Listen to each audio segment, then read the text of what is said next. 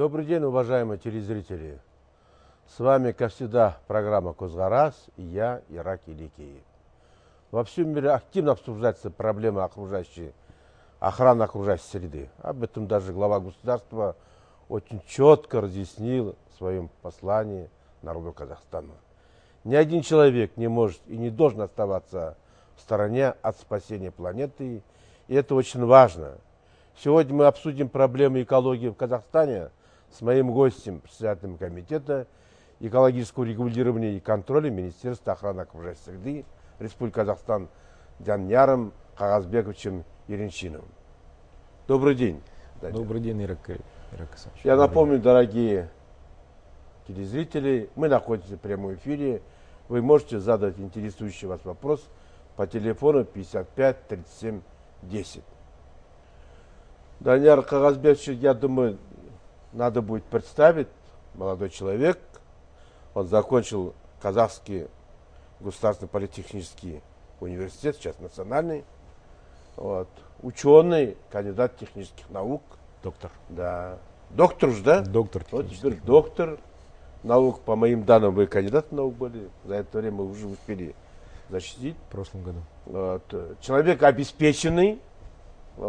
Я это специально подчеркну, потом об этом у меня будет вопрос. Поэтому я хотел бы, Данияр, сейчас прошла реорганизация комитета. Чем занимается комитет ваш непосредственно? Ираклий Касымович, спасибо огромное, что пригласили на эту программу. Для нас очень важно действительно рассказать, что такое Комитет экологического регулирования и контроля Министерства охраны окружающей среды. Очень длинное название, значит, больше известны мы как Комитет экологии, коротко и ясно. Чем же мы все-таки занимаемся? Одна наша часть нашей работы – это реализационная функция государственная, в которой мы оказываем услуги населению, предприятиям. Значит, мы выдаем разрешение на эмиссию в окружающую среду, мы выдаем экологические экспертизы и мы выдаем лицензии на право заниматься экологической деятельностью, нормированием, проектированием и так далее. Это очень важная часть нашей работы, потому что мы считаем, что вся экология, она начинается именно с документов о том, как сделан проект оценки воздействия на окружающую среду.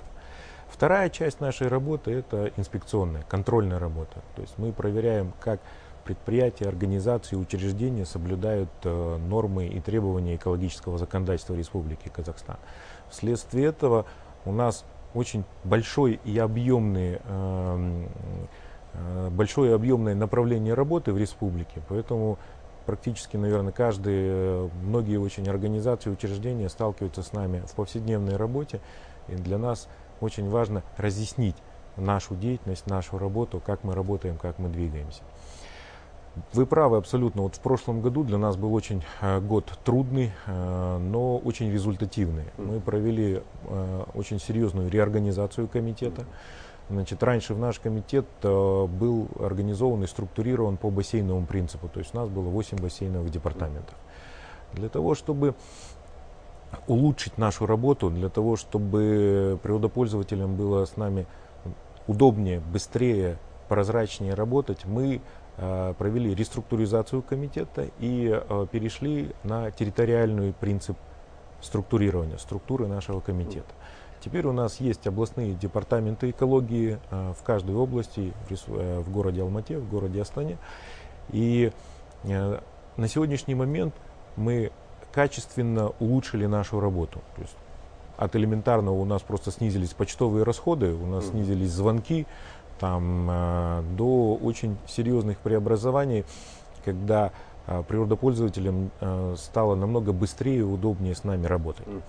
И наша реструктуризация, она была не только формальная, мы перешли с одной структуры на другую, но также она задела внутренние наши механизмы работы, повысила ответственность наших сотрудников. Раньше начальник департамента бассейна, он был просто директор департамента, управляющий. У него были заместители, которые вели экспертную работу, контрольную работу. На сегодняшний день он наделен полномочиями главного эксперта экологического области.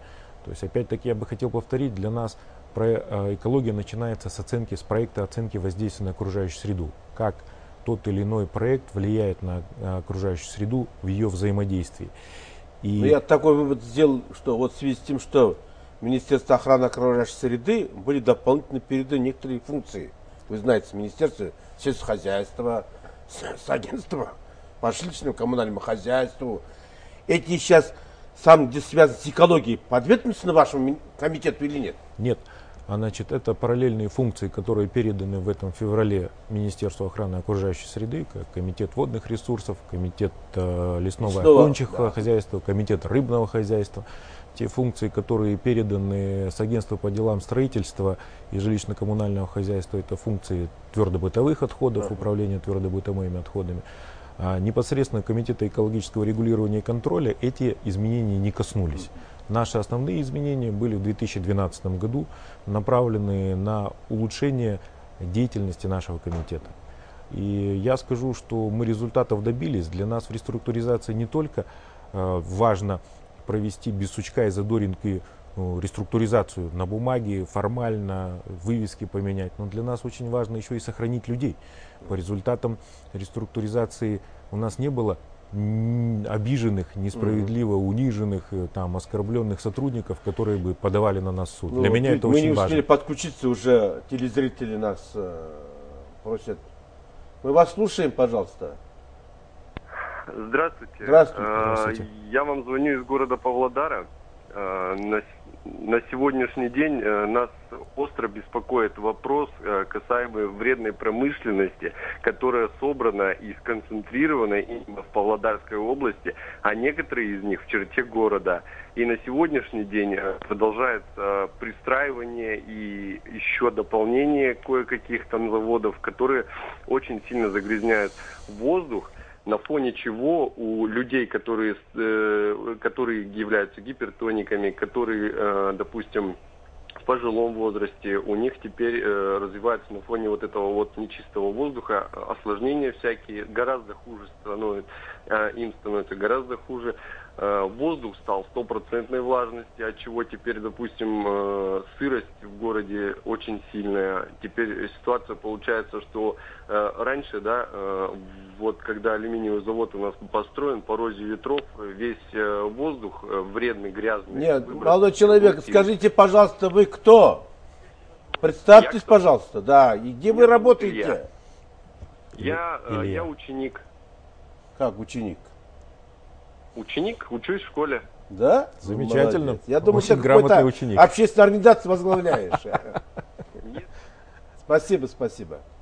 Так, суть вопроса Ильи, значит, влияние промышленности в Павлодарской области, в городе Павлодаре на здоровье населения, если я правильно Илью понял. Значит, промышленность развивается, и это задача, поставленная главой государства, индустриализация, форсированная индустриализация страны, поэтому производственные мощности будут увеличиваться. В чем наша роль, чтобы ограничить влияние, вредное воздействие промышленности на окружающую среду? Опять-таки я хотел бы повториться, оно все начинается с проекта оценки воздействия на окружающую среду. Вот именно в этом проекте мы должны ввести такие ограничения, которые бы не позволили влиять производству на здоровье населения. Значит, это то, что касается новых проектов. И в принципе законодательство Республики Казахстан очень гармонично и структурно выстроено для того, чтобы не допустить этих вопросов. Очень важна практика правоприменения, когда мы требуем этого от природопользователя. Что же касается текущих производств, тех производств, которые работают на сегодняшний день, у нас есть очень важный механизм воздействия на природопользователя. Это природоохранные мероприятия, которые мы от них требуем. План природоохранных мероприятий утверждается у нас при получении разрешения эмиссии на окружающую среду, выброса эмиссий на окружающую среду. И в этом плане природоохранных мероприятий четко расписано, какие природоохранные мероприятия предприятие должно провести в текущем году, в следующем году, в зависимости от того, на какой срок выстроены эти планы. И вот наша цель в этих природоохранных мероприятиях добиться реального эффекта. То есть это установка там рукавных или электрофильтров при выбросах, установка очистных сооружений при сбросах, там, переработка твердых бытовых отходов, там, производственных отходов и так далее. И на сегодня мы ведем, у нас есть законодательная инициатива для того, чтобы широкий спектр этих природоохранных мероприятий сузить и конкретизировать. Потому что, допустим, многие предприятия, они подают таким образом, да, вот у меня трубопровод тек а я его залатал, это мои природоохранные мероприятия. Нет, такое мы уже не принимаем и требуем четкого понимания, что такое природоохранное мероприятие. Это мероприятия, которые повышают качество окружающей среды. Поэтому эффект от этих работ, конечно, не будет мгновенным. Это долгосрочный очень Я эффект. понял, да. Данияр, у меня вот следующий вопрос. Я слушал Нурлана Джамбуловича по итогам года, кажется, и он говорил, что мы добились, хоть пусть будет небольшой, там 1,4 и 1,7% сброса и выбросов. Как вы этого добились? Знаете, вот снижение эмиссий в окружающую среду, о том, что говорил наш министр, да, о тех процентах, значит, при их кажущейся минимальности, там 1,35, 1,7, это в количественном выражении очень большие объемы в тоннах, в кубометрах и так далее. И вся наша работа целеустремленно направлена на снижение выбросов, сбросов и отходов. Да? Что такое выбросы? Это то, что в воздух. Что такое сбросы? Это вода, канализация, очистные сооружения и так далее. Да? Там, что такое отходы? Это все, что выбрасывается в мусор.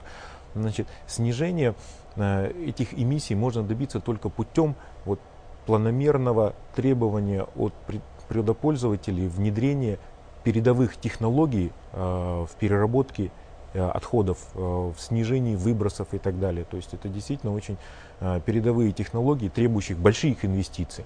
Но планомерная работа с природопользователем по разъяснению, она приводит вот к таким мероприятиям. То есть при росте промышленности, снижению выбросов и сбросов. Там, в том числе и, допустим, снижение сжигания, объемов сжигания на факелах и так далее, такое прочее. То есть это очень объемная, комплексная работа, которая приводит к хорошим результатам.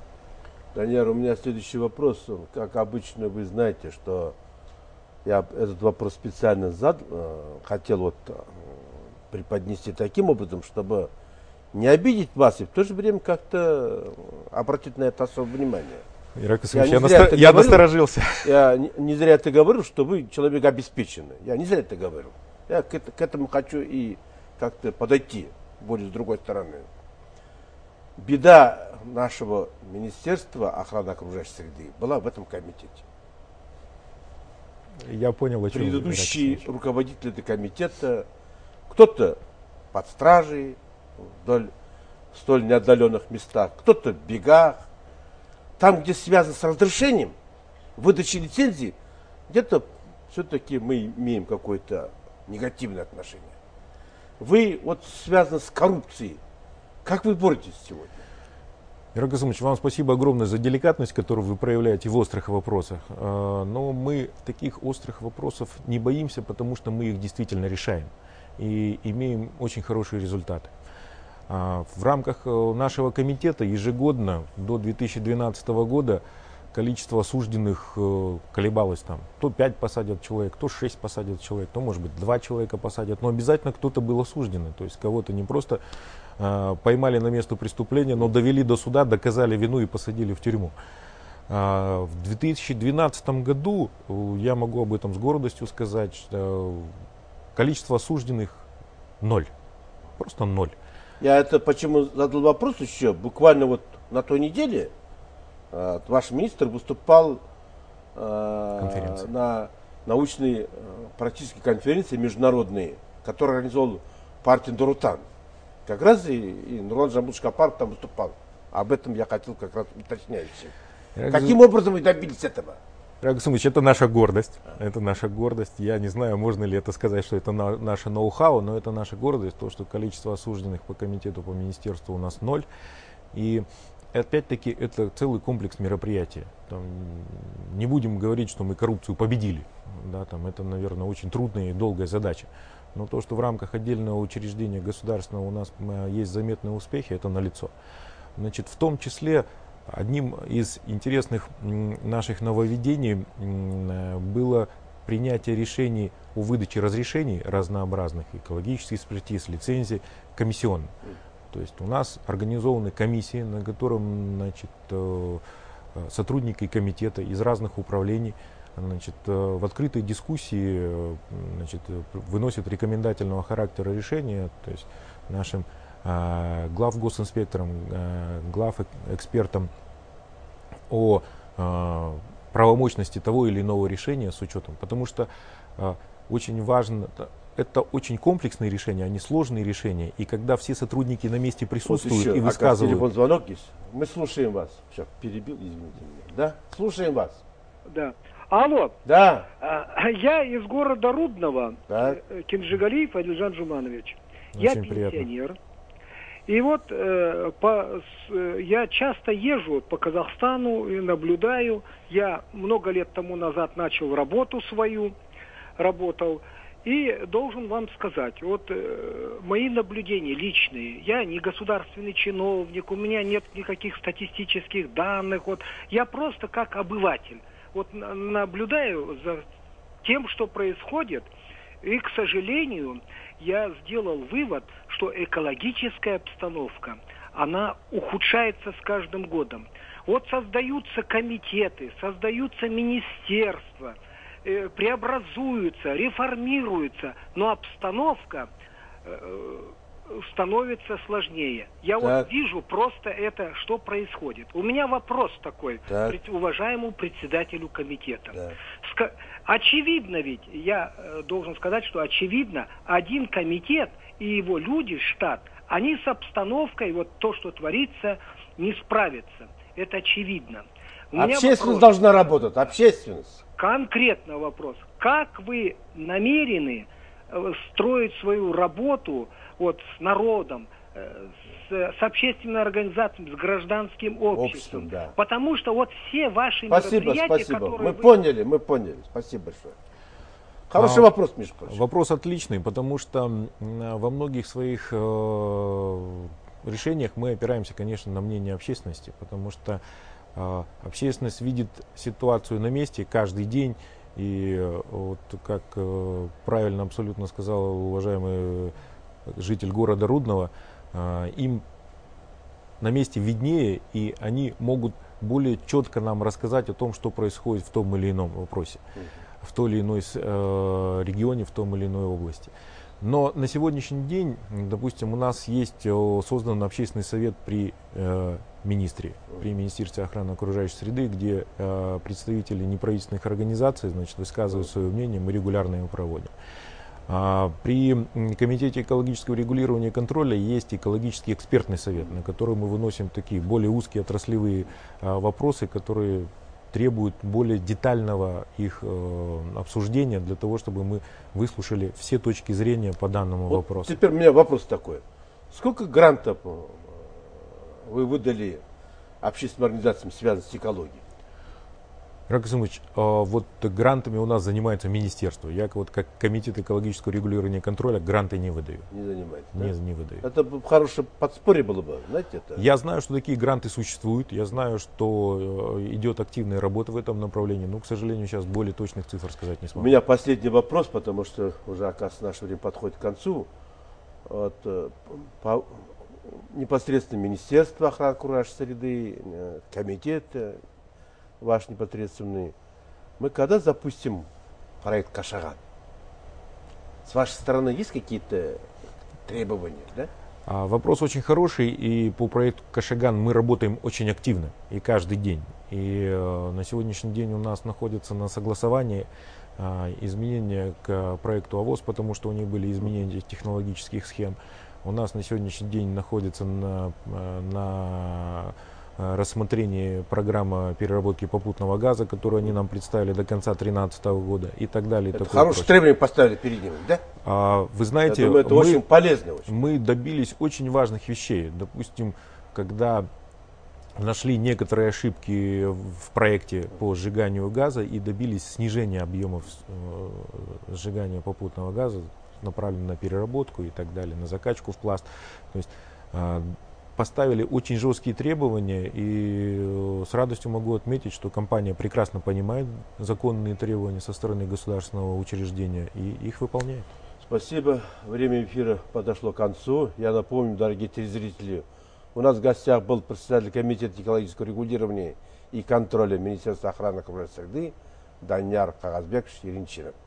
Давайте беречь, сохранять мир, в котором мы живем. До свидания, до новых встреч. А вам большое спасибо. Спасибо огромное. Вам спасибо.